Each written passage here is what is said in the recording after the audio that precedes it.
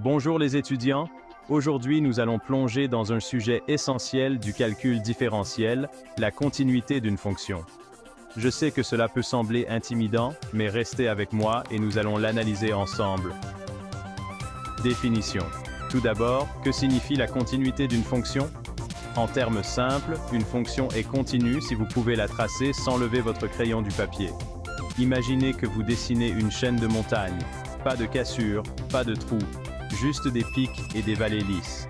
Conditions mathématiques.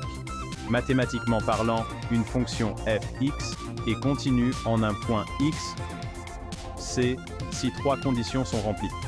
1. fc existe. 1. La limite de fx, lorsque x tend vers c, existe. 1. La limite de fx, lorsque x tend vers c, est égale à fc. Vous avez compris? Super.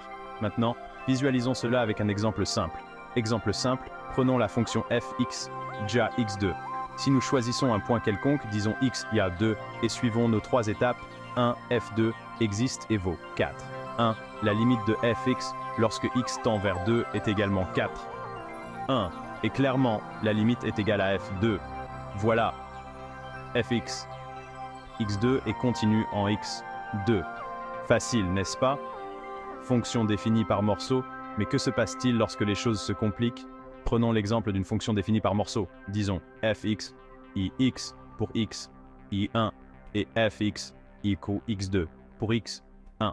Cette fonction est-elle continue en x1? Vérifions à nouveau nos trois conditions. 1, f1 pour x, 1 et 1. 1.